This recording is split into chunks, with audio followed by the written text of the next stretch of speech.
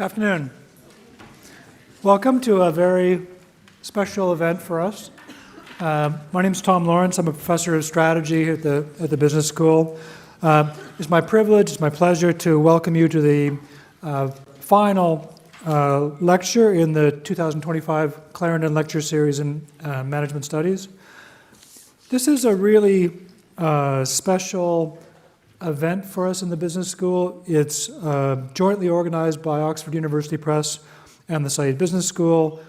These are lectures that we hold every year or two that give us an opportunity to bring in a leading international scholar to give a series of lectures on a topic related to management, but often trying to push the boundaries both in terms of thinking about the sort of scope of what we think about, but also sort of pushing us toward the future of that discussion.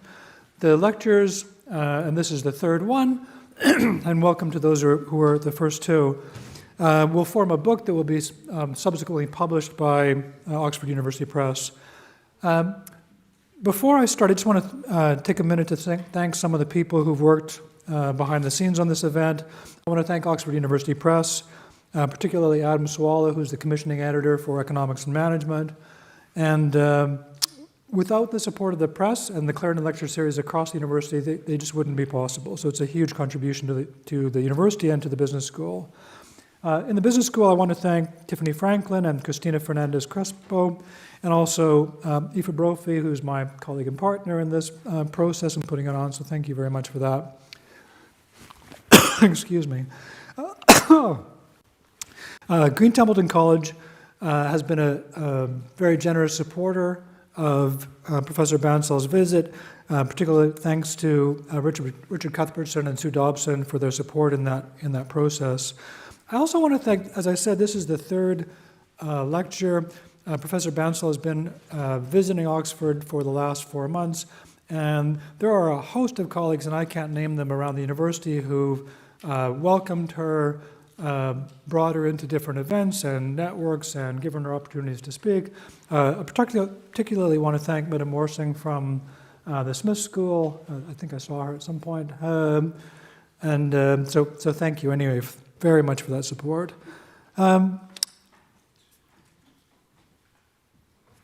We have a real privilege, I think, this evening to host Professor Bansal for her third lecture. She is the professor and Canada Research Chair in Business Sustainability at the Ivey Business School at Western University in Ontario. Professor Bansal explores the intersection of time, space, and scale in business strategy in order to advance sustainable development. Now, if you look at the conversation in business schools around the world, you will see a really flourishing debate, dialogue, action, activism, advocacy, research around sustainability. When Professor Bansal did her DPhil at Oxford in 1996, this was just not the case. She's really one of the people who put sustainability into business schools through her research, through her action, and one of the things that she will talk about tonight is also her organizing. She's been an immensely successful, but especially influential academic over the decades. She's garnered many important accolades. I'll only mention a few. She's a Fellow of the Royal Society of Canada, a Fellow of the Academy of Management. She was named a Distinguished Scholar by Organizations and Natural Environment Division of the Academy of Management, and a Faculty Pioneer by the Aspen Institute. For our purposes tonight, in terms of the lecture that Professor Bansal will give, she's going to focus on, in this evening, translating a systems approach into practice, particularly in the realm of corporate engagement and working with corporations. And so two of the things that she has done, which really are kind of outstanding and distinctive, she founded the Network for Business Sustainability in 2005. It's a nonprofit organization founded to bridge the gap between research and the business world to advance sustainable development. It's been immensely successful. More recently, and she'll talk about this a little bit tonight, Professor Bansal founded and leads Innovation North, which brings system innovation to corporations, and she'll give you some illustrations from that. before I let go of the mic, and I will, I'll let Tima talk, I just want to thank, there you are, I want to thank you for your extraordinary engagement with the university and the school while you've been visiting here. We have a lot of visitors, and if you think about being a visitor anywhere in terms of whether it's a university or somebody's house, there's kind of bad visitors, good visitors, and great visitors. And Professor Bansal has been a great visitor. She's engaged with the university, she's engaged with the school, with students, with faculty, with our network. She's given outstanding lectures, and it's been a real joy to have her around. So just really thank you for your energy and for being here for the last few months. And with that, I'll just turn it over to you. I'm looking forward to your talk tonight, and looking forward to really a long relationship extending the very long relationship between Oxford and yourself. So thank you. Please welcome Professor Bansal.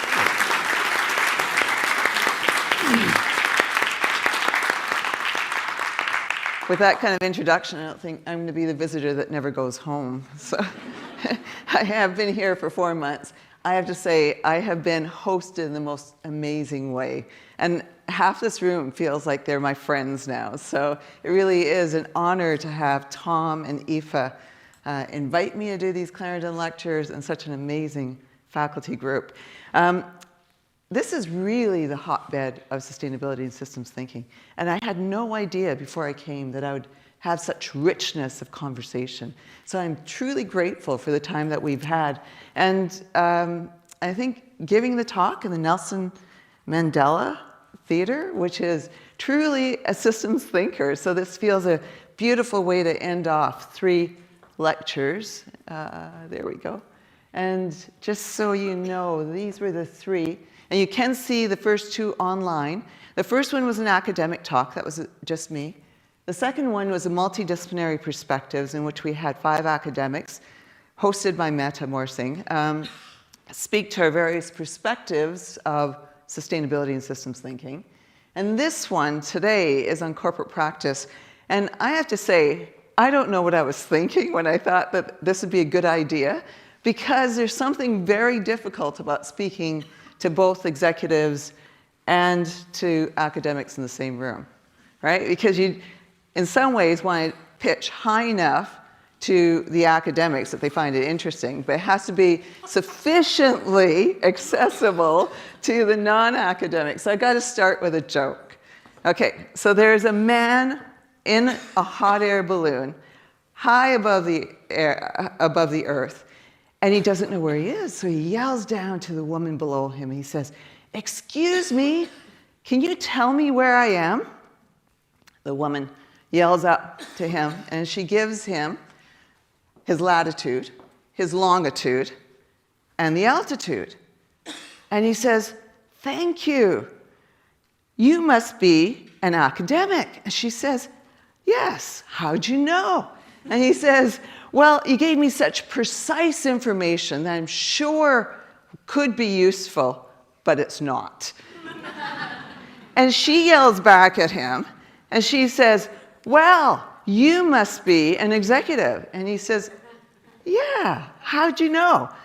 And she says, "Because you don't know where you are, you don't know where you're going, and you have the people below you to solve your problems."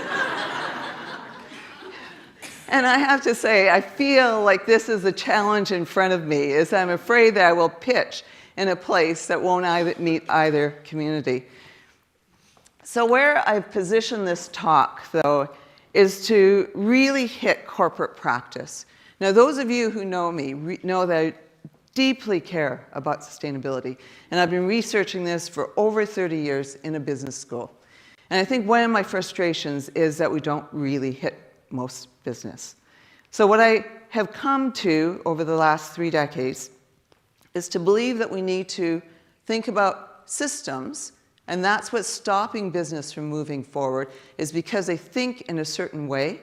And if we can get executives to think in systems about their own business problems, then they will naturally move to sustainability. So it's not about preaching sustainability, it's about giving them a different way of thinking. So this talk is all about systems targeted towards business. So this is the agenda. First of all, I'm going to start with saying that business tackles problems as technical problems, not systems problems. Okay, I'm going to try to convince you of that. Then I'm going to give you examples from the insurance industry. I will then talk about why business doesn't use a systems lens, which to me seems obvious. And then I want to talk a little bit about Innovation North and what we're doing. And that's probably going to be like the meat of the talk. And then Bradley Wamble, a longtime pal of mine from practice, will give his final reflections on this and then some Q&A. So it's a bit of a long talk. So a typical approach to solving business problems is, and the academics in this room will know it because this is what they teach when they teach cases, and hopefully the executives know this because that's how they actually solve problems. And that's that they identify the right problem, they break it down into its component parts, and they apply tools to generate solutions. And you say, well, what tools? Well, these are the sorts of tools that we apply. In strategy, it'd be about competitive analysis, finance, ROI, NPV. You get the idea. These are the tools that we're taught to use. And everybody uses them. And hidden in these tools are a set of assumptions. And so they become critical in us analyzing the problem. But it assumes, when you use these tools, that problems are technical. What I mean by that is that the problems are discrete, so they can be separated, they're well structured, they're stable, and they're controllable. And because of that, we can use the tools to get answers. Yet business problems are often systemic.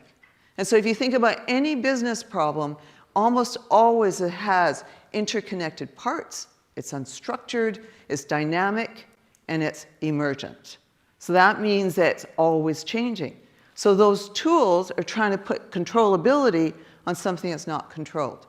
So what we do in technical problems is to analyze the parts. And what we do, if it was a systemic problem or systems problem, we would start with a whole because a whole looks really different than when you get to the parts because the parts are always moving. Got it?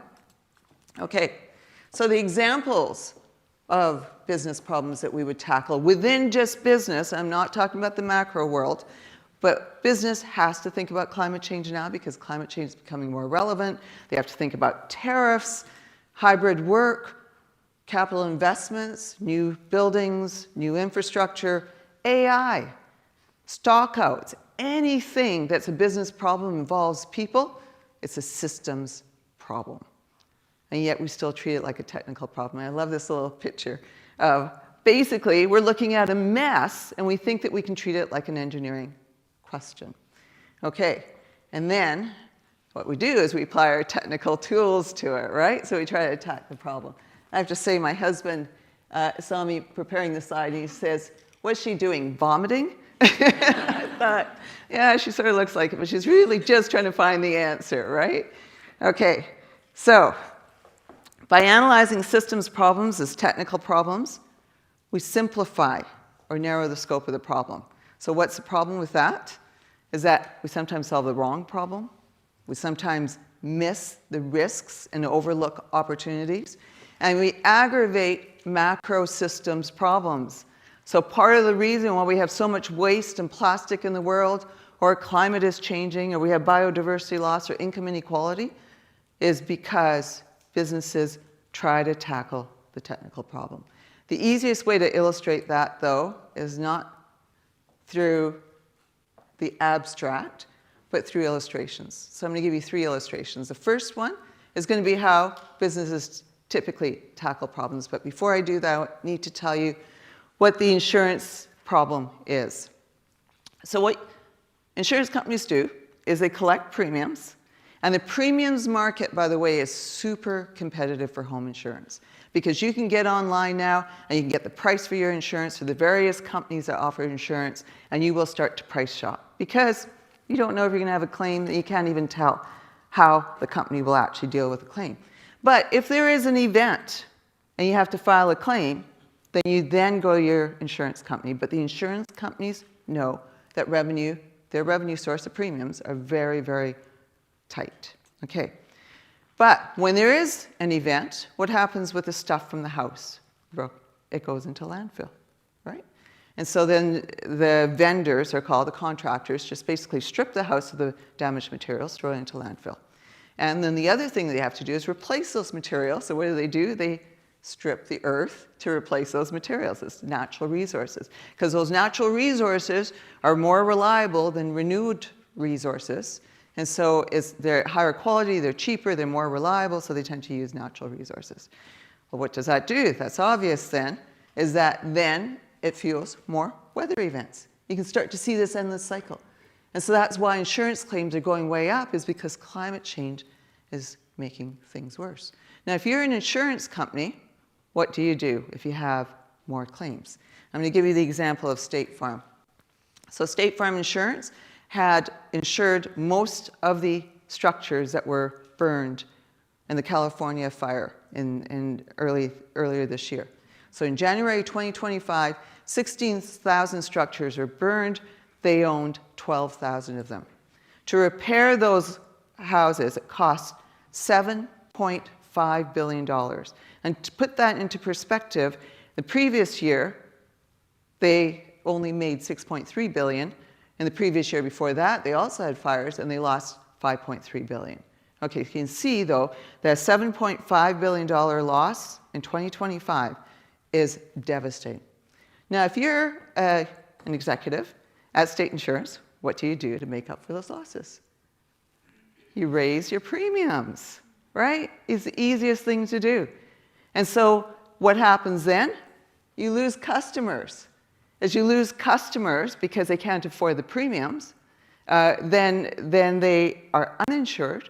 And so they become even in worse case. So now you've actually aggravated income inequality. You've also had to fix those houses. So now you've actually added to climate change. And you can see this vicious cycle happening. And they did increase premiums by 17%. They wanted 22%. But the regulators in California said only 17%, but it went up by 38% for the people who owned houses that they rent. That's huge, right? So a lot of people now are uninsured in California. Okay, I'm going to give you two good examples of ways. Oh, and this quote. This is a quote from research that we did, and this is from an insurance informant. We're trying to project in the next year how many claims we're going to have so that we can charge premiums that will cover that. That's the easiest thing to do, is to raise revenues, okay?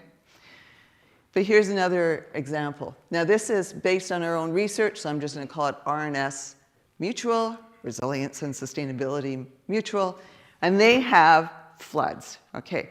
But they realize at some point, and I'll tell more of the story later, but they realize at some point that if they can dry a house really quickly, within 72 hours, 3 days, that they can actually maintain the soft materials.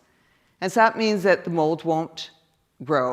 And if the mold doesn't grow, then they can keep the hardwood, they can keep the drywall, they can keep a lot of the furniture, the clothes, and it's called drying in place. The great news of that is that they save a huge amount on costs because they don't have to replace the house. They end up then not sending stuff into landfill. They end up not having to strip more of the natural resources.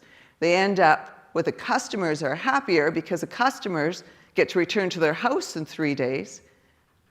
Good for the environment, good for R&S Mutual, good for the customer.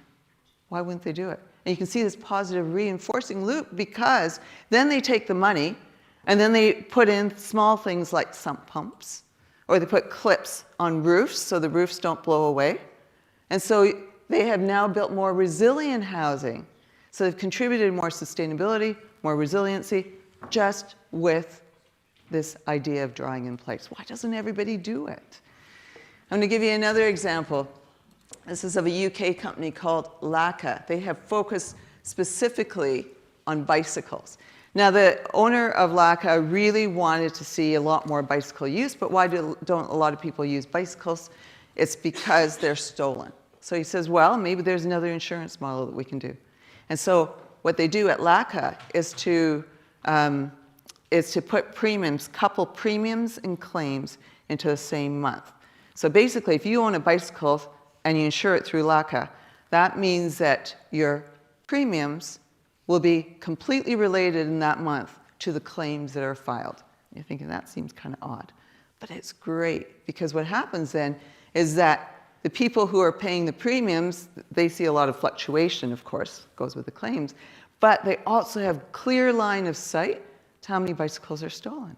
This is fabulous, because that means that the community of people that get insured through LACA are more likely to care about bicycles being stolen. So they work as a community to prevent bicycles from being stolen. So that means that they share information about hotspots where bicycles are being stolen, or they share advice about how to prevent your bicycle from being stolen. Even simple things like screws are easy to remove so that people can steal the seat posts or the wheels. And so in sharing that information, now claims go down. Bicycle owners are happier. They're working now with the police, so there's a lot more collaboration. And of course, then they build this community that are cycling. It's fabulous. The question is, why don't we do more of that? So we know there is not an executive, I expect, that doesn't recognize that we are dealing with systems problems. And then the question is, why don't we do that? And I would say it's because they feel locked in. They feel locked in for lots of reasons. One is that this is the only way that they know how to solve problems, is as a technical problem. That's what we teach in business schools, right? That's what their peers tell them that they have to do.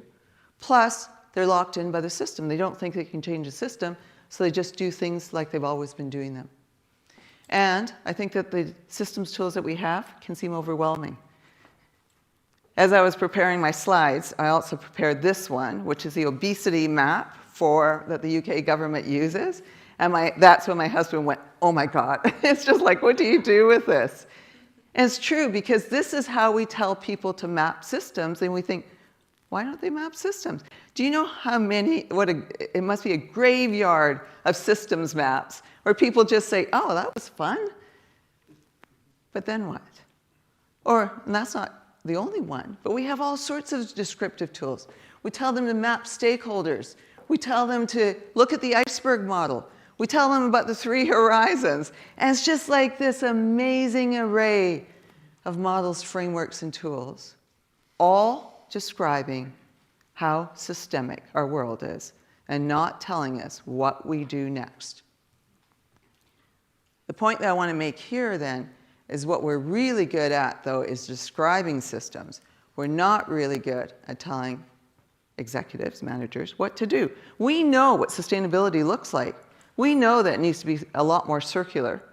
But how do we get from here, the lock-in that we have of the current system, to there? There's no one that really tells executives, this is how you deal with that. So that was what motivated me to start Innovation North, because we have these frameworks, but we don't have any way in research to tell managers and executives, this is what you do next when you're feeling this lock-in. This is the next step you take. We are so much looking at why and what, and not the how-to. And so it was a research practice collaborative that tackles systems problems. And I want this to be clear, it's not a consultancy. And I believe really strongly that researchers have a way of doing research with executives and not having to consult with them. Because as soon as we do research with them, then we're both learning, and we have this equality where we're sharing information as equals, as opposed to me being the expert or the consultant in the room. And in sharing information equally, there is this amazing trust that's built and this willingness to learn and co-create together. So the motivations for Innovation North, one is that our question was, how can executives innovate solutions to complex problems? And what I want to point out here is that we are focusing on executives in organizations, not on NGOs or governments, because systems models almost always look at the system, and they don't look at the actor in the system. And it's the actor in the system that feels really locked in. And so how can we get the manager to say, I actually have agency, and I can look at the system and figure out solutions to that. The other thing is that we wanted to co-create how to solve problems.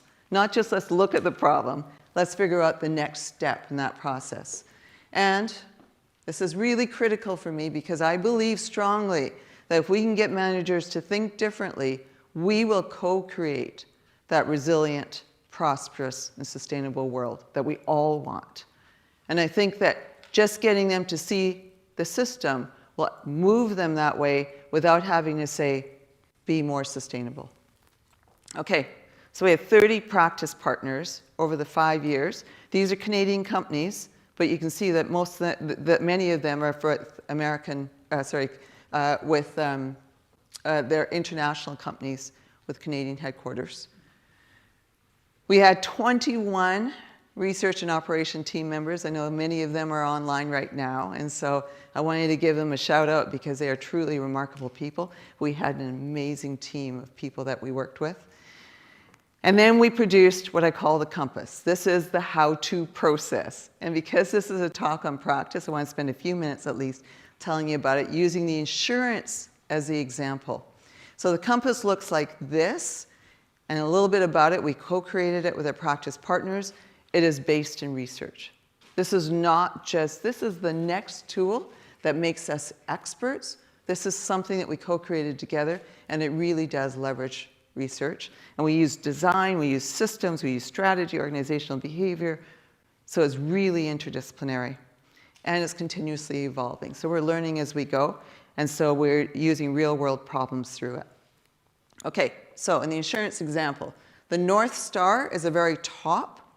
And that's the place that we're always aiming for a system, because we know that systems need a purpose. The organization is a system. This is its purpose. So the North Star in this case, in the insurance case, that was the RNS Mutual, helping Canadians build and grow their financial strength and security. And so that just keeps them on track in case they ever lose it. But then we also have something that we call a Near Star. And that's to improve the resiliency and sustainability of outdoor materials for homes. That's the project's goal. Not the organization's goal, but this is what we hope to achieve. And so that means that the problem, and then the rest of the compass, you just iterate, iterate, iterate. A system is dynamic, it's complex, it's emergent. And so that means you just don't fill in a space, then go to the next one and forget about it. It's always going back and forth. So problems are framed and reframed and reframed. Because every time you see a problem from a different perspective, you will actually see someone else's point of view, and you will rethink the problem. And that will make it a more salient problem. So where we ended up was not so interesting in this case, because we didn't do a lot of reframing. It was just the escalating costs from weather events. And it's the tension between the near star and the problem that motivates them to action. And you can get this from those management scholars in the room, from Nelson and Winter, that we recognize that we have to reach. It's a tension that motivates action. The awareness space is where we start to map the flows between actors and activities. And instead of complexifying everything, what we do is complexify, but then we simplify. And we are so disciplined in our simplification. And that would be, just this example here, is the systems map that we drew for RNS Mutual. As an insurance company, it would be for this map would apply to almost any insurance company. In this case, the blue squares are the customers, the green squares are the, I've got that wrong, the blue squares are the company, the green squares are the customers, and there's always an actor and an activity. And just to show that we are really trying to honor the systems ideas that come through research is what creates a system. A system has to have purpose. A system also tends to have flows. They have flows with energy, materials, and information, and include money. And that's what we care about as a flow. So then what we will also do at some point is think about the frictions. And frictions can be good or bad. So we have red and green frictions. And so then the idea is that as we learn about the system, that will then help us generate ideas together with our partners. And ideas happen at any point. We don't have to have a certain time or day that we do ideas. But what we do try to do is to seek hidden diversity. And so these are people that are often missed. These are people who are either of low income, people whose houses have been de-insured, people who are in remote communities, people who represent future generations. So it's a diversity that becomes important because we have a tendency to speak to the actors that we know. In the first session that I gave, which is online, in the Clarendon lectures, I talked about the importance of perspective. No one person can see the system. So that diversity is really critical. And I have intentionally hidden the ideas because this was research, and I don't want to give all the good ideas that we gave the insurance company away, but you get the idea. It's just about spitballing a whole bunch of cool ideas, and then we have to sort them. And I think the next part is probably the most exciting or the interesting one, is that we then have to have actions. And it's not one action, it's not a silver bullet, it's an ecology of actions. And what's really cool is that what you realize when you sort through the actions is that there's actions that you take in the short term, and then there's actions that are in the medium term, and then there's objectives. Then there's actions today, actions in the near future, and then the long future. And you can cluster them into different ideas. And what you really care about is the actions today. I'm going to go back to my insurance company example. So they had decided to do drying in place. You know how they got there? Is that one of the actions that we had recommended was for vendor certification. That would mean that vendors are certified for their sustainability ratings. Now, the insurance company doesn't have to pay for the sustainability ratings. The vendors, these are the construction people, they would do it themselves because they care about sustainability. Sustainability people knew about drying in place.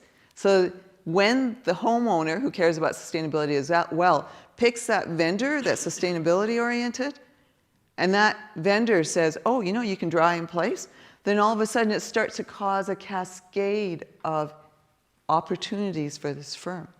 So in systems work, you don't try to go into the distance. What you try to do is just a bunch of nudges and experiments. And it's those nudges and experiments that help you move the system, because the system is too hard to move otherwise. Okay, and once again, we just iterate. Now we have an idea, vendor certification, and then you say, well, does that mean we reframe the problem? Does it generate other ideas? And we just keep on working it. And over time, we will move to a place that that company, R&S Mutual or any other company, can become more sustainable. And so then, just to show what we do is, as researchers, though, what we want to do is not just give the worksheets, that's this 2 rows for the 5 spaces on the compass.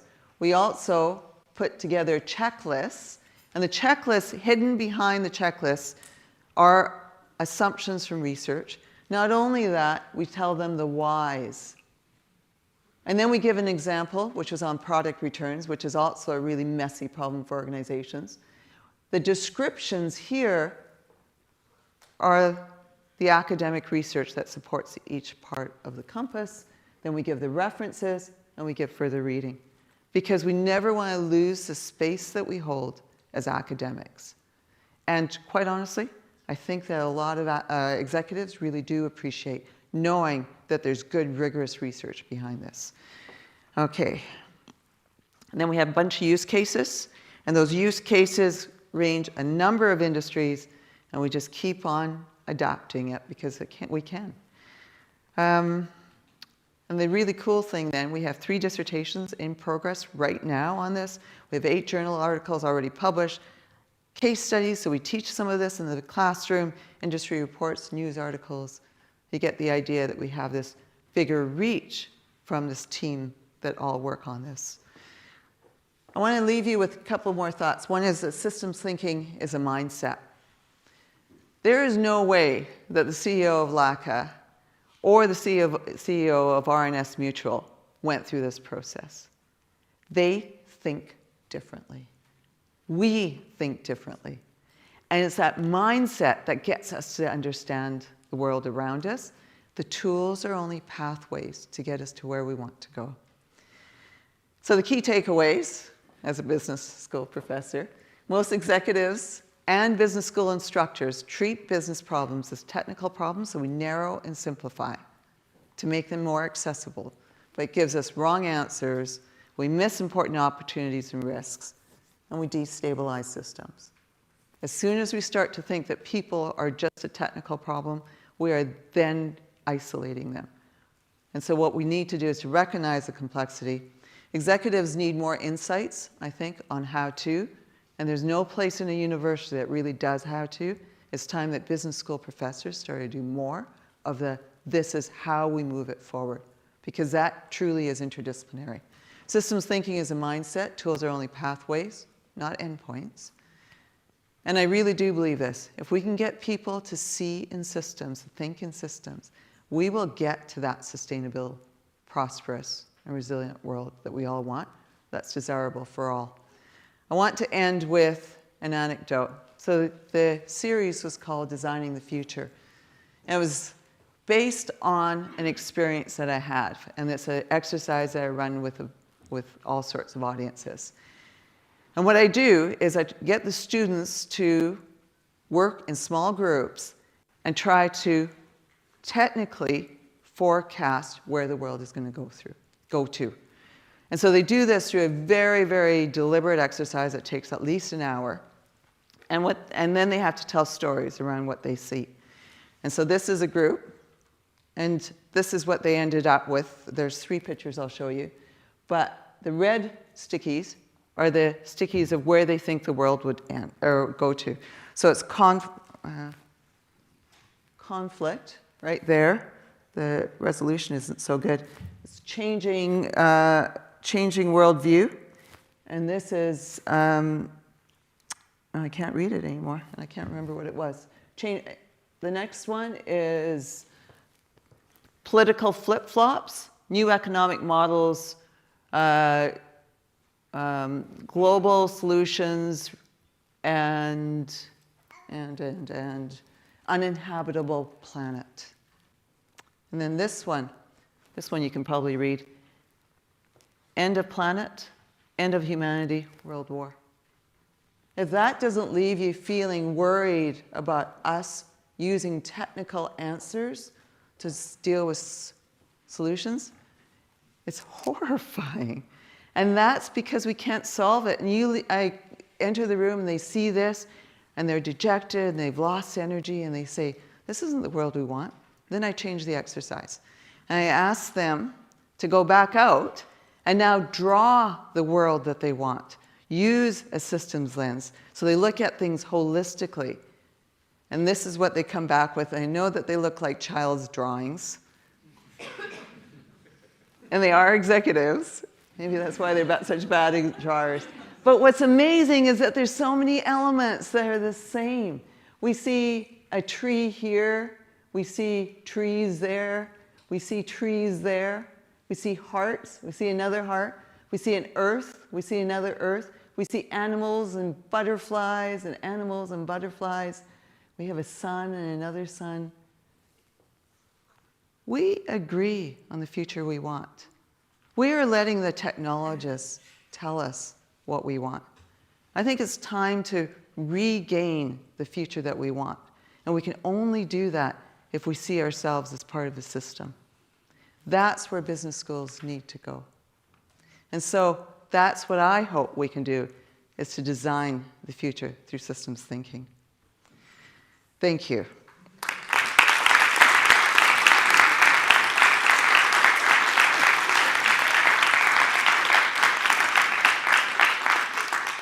So I want to now introduce Bradley Wembolt, who I met maybe 20, 25 years ago.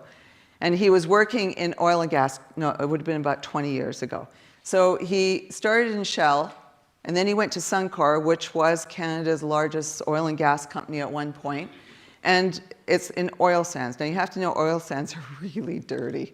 He doesn't probably want me to say that, but he's in technology. And he was so impressive. Not only did he support my work, but I remember having the conversations with him at that time. And we had a student project at one point, and he kept on talking about, and the project that he gave the students is, what will be the energy future? And the energy future, he kept on talking, because he says we have to make investments today.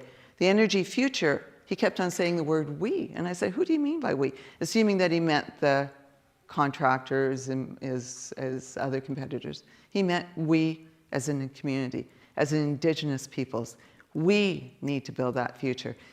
I love the fact that Bradley can join us here because he too is a fellow Canadian, but also because he embodies systems thinking, not having necessarily studied those tools, but really gets what we're doing. So he wanted to offer a few reflections as well. Bradley.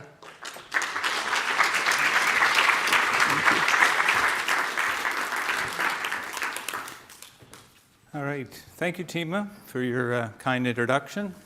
And thank you to the Syed School of Business and the University of Oxford for the opportunity to address you all this evening. So the first thing you're going to discover is I'm not an academic nor a lecturer. Hence, you see me standing at a podium and not nearly as energetic and engaging as Tima, but thankfully I only have 5 or 7 minutes or so that you have to go through.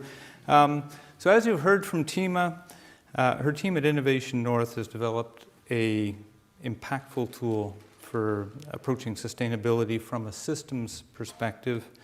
And as a practitioner of innovation and climate tech development, I've been asked to reflect on the utility of this tool in the real world and as part of a very important system, the global energy system. So the global energy system, and I say energy deliberately, but the current system, mainly based on fossil fuels, has developed over the last 100 years to provide cheap and reliable energy, and it's done it well. This cheap and reliable energy currently underpins all industries and society, vastly improving the human condition. And as a result of this, it's become deeply ingrained in all aspects of our daily lives, creating this complex system of relationships and interactions. And that's all great, except that we've now discovered it has this huge challenge. The unintended and unforeseen consequence of carbon emissions and climate change. But now what do you do? Given the complexity and embeddedness of this system, how do we affect change? And it's not as simple as just giving up on fossil fuels. It's not like tobacco, which you can just sort of stop using. 80%, over 80% of the global energy supply actually comes from fossil fuels, and notwithstanding the growing percentage of renewable fuels in our renewable energy in our system, the absolute use of fossil fuels continues to rise. We see things, new technologies such as AI are creating new demands as we continue to improve the human condition in parts of the world. We also see demand for energy rise. So it's not as simple as just giving up. We need energy. So how do we resolve this? I mean, we need to consider this complex system. We need to consider the efficacy and cost of other sources of primary energy. And I use the word primary energy very deliberately because we talk a lot about hydrogen and electricity. Well, they're not actually sources of energy. They're ways to move energy around. So we really need to think about, from a systemic perspective, where does our primary energy come from? And there aren't actually that many choices. There are fossil fuels, there's wind, there's solar, geothermal, nuclear.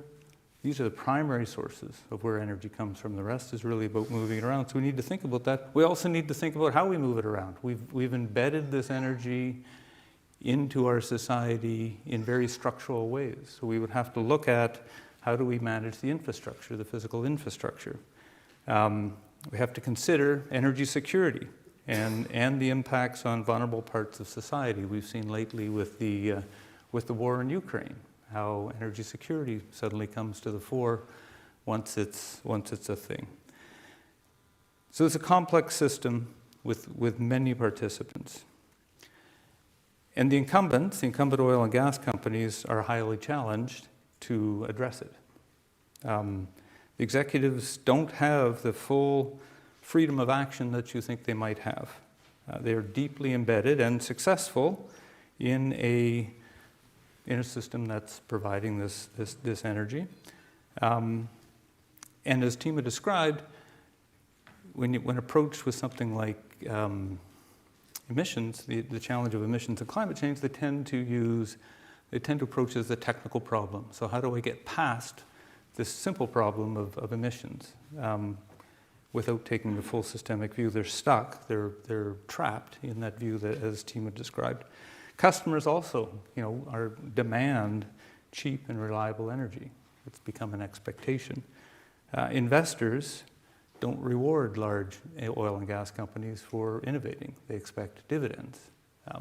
Investors, by the way, are all of us, right? Like we invest in certain organizations to get dividends, and we invest in other organizations to have returns based on growth.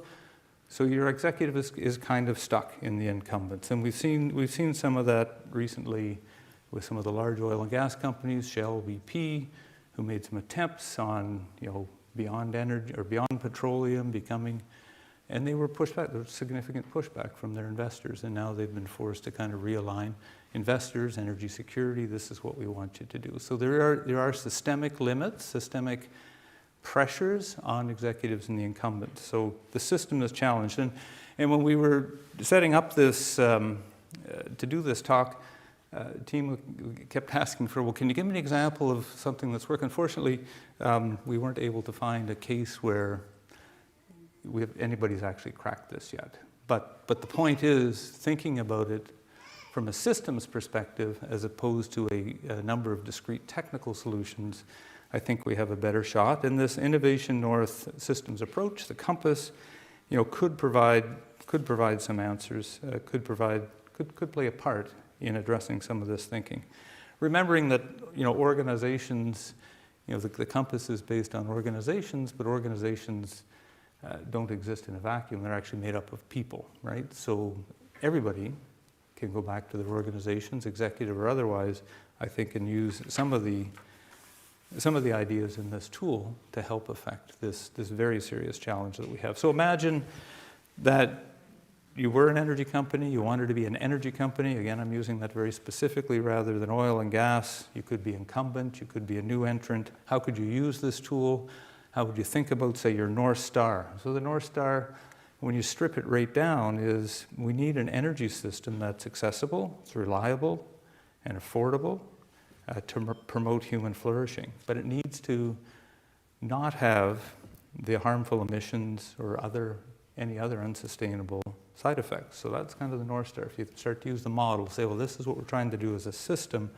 The problem is we're currently deeply reliant on a dominant energy system that creates harmful emissions. So this is kind of where we are. So you work your way around the model. Think about the awareness. The currently a system is highly complex and it's highly embedded in all aspects of our economy, industry, and society. The energy industry is unlike any other industry that we've developed insofar as it is behind all your other industries, if you think about it. Every exchange, in many ways, is an energy exchange. Money exchanges, the supply chain, everything is driven by energy. So it's not that straightforward, and we need to have that awareness that there are no simple technical answers to this. It needs to be seen as a system where there are many players, including us, that have a part to play. And then we come to ideas. So what are we going to do about it, right? There's a tendency to say, I'm going to buy an electric car, that's my bit, and the rest needs to be sorted by corporations and government. But I still want to do everything that I've done before. We need to open up the box of ideas and not leave it to others. Have this diverse participation, as Tima described, to really understand how people use energy, what it is they need, what they're going to need, and how we can have an even more equitable energy system. So we need to take a wide lens from multiple participants to surface these ideas. And beyond just emissions, we need to think about accessibility, reliability, energy security, affordability, and sustainability. And that requires that we all engage and not just leave it to others. And then finally, the exciting bit, as Tima describes, are the actions. And as the Innovation North Compass describes, I think encouragingly, there are no silver bullets, right? We have a tendency to seek out these silver bullets that are just going to solve the whole thing, and then I can then I can go back to bed. But the reality is it's going to be an accumulation of these nudges, as Tima describes in the model, and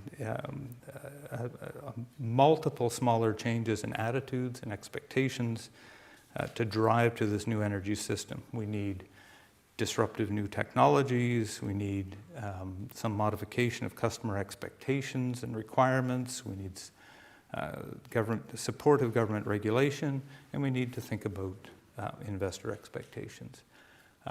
So this is just kind of my 2 cents on how you take this very complex world that I've lived in for the last 30 plus years, spent a lot of time working in companies and now with my own business outside of companies, thinking about this very complex global energy system, and reflecting on the Innovation North Compass, how that could be very, very useful, not just in analyzing and saying, okay, here's where the problem is, but actually here's an approach that you can use to start thinking about how to get out of it. And I find it very engaging, right? Very gives people lots of agency to say, if I think of where I am in the system, and all it takes are some nudges, well then maybe we can figure this out together. So, we all as individuals within our organizations can contribute to this critical system change.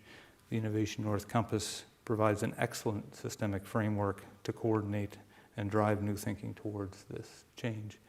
And with that, I'd like to thank you all very much.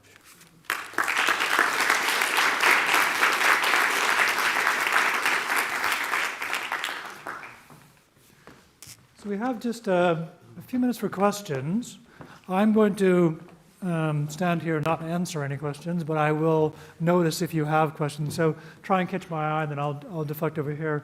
I'm just going to kick us off. I'm going to sort of abuse my position here and ask a quick question to get it going. Ask Tima a question, and really thank you, Bradley, for that reflection. And my question is really around engagement timeframes and temporality between researchers and corporations. And it seems like you have very complex systems that start with nudges in terms of actions and so on.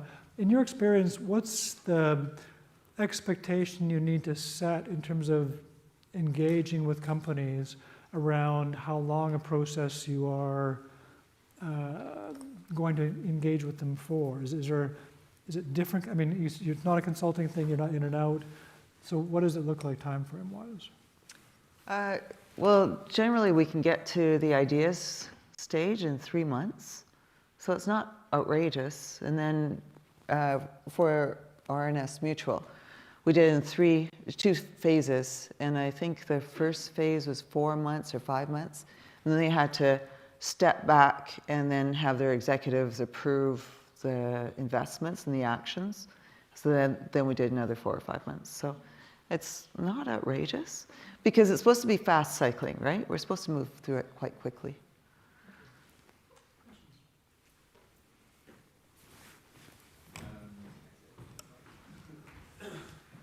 Thanks, that was really interesting. So I'm similarly, a question on Innovation North. I'm interested in how you partner with these organizations in the first place. And I was kind of wondering when you were speaking that you may not call yourselves a consultant, and I wonder internally if they turn around when they're making the sale to the rest of the team and say, we've got these great consultants who are coming in, but they don't call themselves consultants. They have a academically rigorous process, etc. So how do you kind of, get that partnership built so that you're allowed the access you need to, and the timelines you need to do the work as you've described it? So there's 2 parts to the work that we did. The first part was a 5-year co-creation of the compass. And I have to say Bradley was a really important player in that, because when I was devising how we move forward, I actually called Bradley. I don't know if you remember, but I said, Bradley, I've known you for a few years now. This is what I'm thinking about. He was involved with my previous initiative, Network for Business Sustainability. And he says, do you remember do you remember that conversation? Precisely. But he says, this is really good. I would love to be involved. And I said, but you're in Calgary and I'm be doing this in Toronto. And he says, we'll come out. It's only 4 times a year. And I think that this is a really good opportunity. I thought, well, if these people from Calgary are willing to come out, then it probably has some legs. And so the lab wasn't that hard to recruit for. It was 15 organizations at any one time. And they paid a modest fee to build this model. The use cases that we have, a lot of them came from the lab, companies in the lab. But then otherwise, they just show up on our doorstep because we don't have huge capacity. And there are people who want something a little bit more objective, they value having this research base. Yeah, so we're not looking at EY's capacity. We're not going to be their competitor. And so it's really organizations that are closet academics and value what we do. Yeah, is that fair? Well, and if I can add, I mean, the thing to remember about these large organizations is they don't share a brain, right? They're made up of multiple groups and multiple people. I often describe them, which I think I'm paraphrasing somebody, as a loose federation of warring tribes. So there's always, well, in general, each of the large oil and gas companies has somebody, some group somewhere that's trying to innovate and trying to resolve these issues. And that happened to be the group that I was responsible for at the time when Tima was coming up. And it's like, yeah, this is exactly how we need to think about how we fit into the system, how we participate in the system. So they're encouragingly, they're not monolithic. There are individuals. Every company is made up of individuals, and there are individuals in there that are interested in systemic change. Question down here. Tima, There's a mic coming for you, sorry. all of your examples were individual company based. Have you put thought, or does the team work and thinking, how does it cascade out into a broader range of peer groups in order to truly get to total system change? Building a little bit on what Bradley was saying in terms of, there's lots of players within the marketplace. So do you think about isolated interventions, it would just be a contagion? What's the assumption there? So it's a really great question. We often work on the assumption that we can only move to sustainability through collaboration. And so, and that's definitely a pathway forward. And I know that Bradley and I were going to possibly talk about COSIA, which was an amazing initiative among oil sands companies that shared technology, pre-competitive competition, so it was what made the environment better. But it didn't last. Collaborations are really hard. What RNS Mutual said, one person at RNS Mutual said to us, which was really powerful, they were working on providing flood insurance for all Canadians. We didn't have flood insurance. And it was hard. It was really hard. And they said, this is one person, it's so much easier to lead through innovation. Because when you have a good idea, everybody does it. And so when you talk about drawing in place, everybody's going to do it. When you talk about LACA's model, there's no reason why people couldn't take verticals of other types of items that need insurance and do the same thing. So I think that innovation is really the way forward, because a good idea that makes systems stronger will be caught on by everybody. Collaboration is really hard. One more question in there. Oh, okay, two more questions actually. Yes, yeah. We just have one question from online, Tima and Bradley. The question is, how can business schools help influence governments to share the benefits of adopting systems thinking in organizations? You want to take that one? You've worked with governments. Sorry, could you say it again? How can business schools help influence governments to share the benefits of adopting systems thinking? Yeah, okay, so business schools, I mean, as Tima mentioned before, we need to broaden the training for the executives. It is a mindset. We were discussing this afternoon, well, how was it I came to a system mindset? It was not through my business school training, it was likely mostly through my engineering training. So if we can, in the business schools, train not just business executives, but all the players in the system to think about the part they're playing in that system and develop this common knowledge, this common language where we can describe the parts that we're playing, I think that would go quite a long way. So, business schools and the models they provide largely provide the lexicon for solutioning between all the partners in the real world. One last question. So I have a question about the North Star. So assuming that actors within the system have a different understanding about the North Star, or maybe have different North Stars, so how do you develop a North Star? How do you, could you say a bit more about the process of developing it?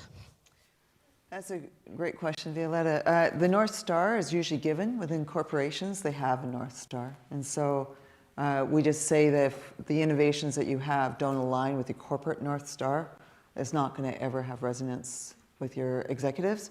So it's often given. But what is a good North Star and how do you get there? A good North Star is one that is beyond profits. It is so aspirational. That means it's at a more macro level. It's also more long-term, and it also is represents a company in some way. So it has to, what's Microsoft's North Star? Something about educating all people, and so that's a good North Star. I think the more interesting question is the near star. How do you get to an aspirational near star for the project? And what we do there is just a conversation in the workshop. The very first thing that we do with the partners is just say, what is the near star that we want? Where does the project need to go? And then through the activities that we do, that's when we start to hear multiple voices and say, did that near star make sense? Or do we need to even reframe the problems? And just talking a little bit about reframing the problem often comes from what you think one thinks is a problem. And so in one case, it was actually with the university that we were working, but they wanted to have farmers actually deal with climate change. And farmers really care about climate change, but it's not their immediate problem. And so what we realized is when we talked to farmers, they weren't actually even picking up the phone for us. And so then we started to realize, what do they care about? They care about yields. Well, it's yields, it's soil health. And then, of course, climate change and soil health are like this. And then when we reframed the problem as soil health, that meant that it had more resonance with the community.